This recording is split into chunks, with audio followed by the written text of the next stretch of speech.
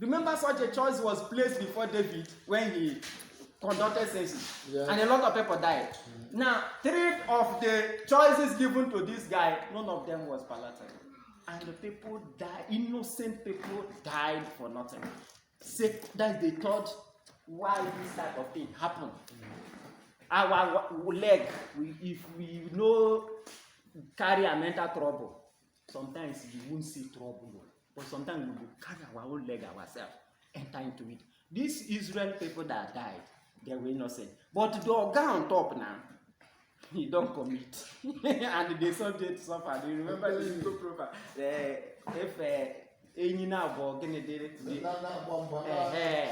Which in English they say 2 elephant fights. In that interpretation, you find out that David was an elephant in his own domain. God also a bigger elephant in his own domain. And when they tried to do it like this for fight, that of David went back immediately. And as it was going, he's marching grass. Those grass were the Israelites that died for nothing. Remember how God also said, Jesus himself also explained this when they came to him and said, oh God, people were worshiping you in church. And the house just collapsed and killed them. You remember somewhere in the Bible, that I think in the book of Mark. He now told them, what of the people that Herod or whoever was killing, thinking that he was pleasing God? Why all this type of thing? He's still in the line of why God allowed trial. That is another thing we're supposed to know about that question, or that line of a question that says, why do bad things happen to good people? People that came to church as we came, all of a sudden part of the house collapsed, and about 18 or 12 of them, I couldn't recall the number, died worshiping God inside church. Why didn't God hold the pillar? Since now me, they worship here. Pillar, wait. Even son, Joshua stopped it. Why pillar shouldn't be stopped by God? And Jamaica would have come with a lot of bodyguard that they all hold the pillar like this, and people were, wow, hi, God do too much. And more worshippers would troop in next Sunday. But the pillar fell, and a lot of people died. And I know the response that Christ gave to them. You see, not be their fault. But most of these things happen when you wait their life to learn something from it. It's not that they push wall to kill person. It happens to most of us. So 3 different things that happen that I am talking about. One is God do it for us to learn. One is devil from Ephesians attack us, so that our faith, we have K-leg, so that we will now come back to say, it's like, I knew this one and my bike had issues, I had accident. The keke that just was dropping me and my family, I was narrating that from another person that another keke hit and they had issues. He said whenever things like that happen, it's a spiritual setup.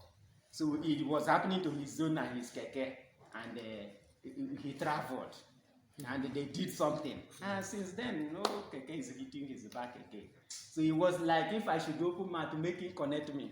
They were always going to make me. I know they hit keke, and keke will not be hitting me. So when you have issues like this, that efficient side will come in. We wrestle not against flesh and blood. The principalities and the powers, the rulers of the darkness, they will be coming for, can we help you? Okay, we want to help you, no green. Go now. But can you allow us to help you? I know one man, one of Baba will help you. When you commit yourself, finish. You begin to say, had you remained in the faith? Because if there is always a day that this your problem will be resolved. Just that we don't know the day. But if we know that each of us have 3 times. Time that you think is the problem. The time of God. You remember when Christ was saying, they were asking him, he said, it's not yet my time. He wasn't talking about the 1 o'clock time. If we remember, there is always my time. Do you remember what happens to women when they are pregnant? They go to hospital, antenatal, and doctor will say that the expected delivery date is this. Sometimes they will put 14, 20, this and that. The time of the baby for delivery reach, womb will come out. So we suppose know that is God's own timing in each person's life. My time is not your time here. Our time that we come to church here is 8 o'clock for the morning Bible study, but God's own time is quite different. And that's why you're supposed to be listening to that your maker, to know when trials are coming, to know what you learn from that time, because what you learn from this time will help in the next time of your life. Then if you jump time, you jump the seasons of life, you just scatter everything. Do you remember all of us are moving towards one direction? In that direction we will climb hill. We will come down, we will climb it. Now if you are using bike or motor and you always like to apply gear 1 in all, you will not reach because you will spoil your gearbox. If you are using that same motor and you are applying gear 5 in all, the same problem, because they will reach a hill that the 5 will not power you. So that means you need to be knowing your time, you need to be knowing what's happening in your life and be changing gears. If the hill need gear 1, return to gear 1. If it means adjusting to 2, you know.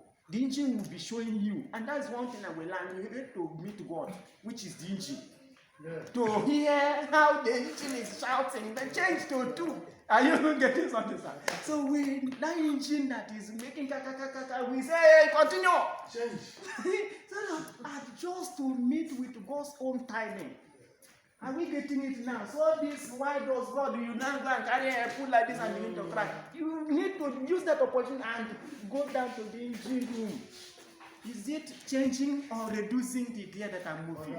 Are we getting it now?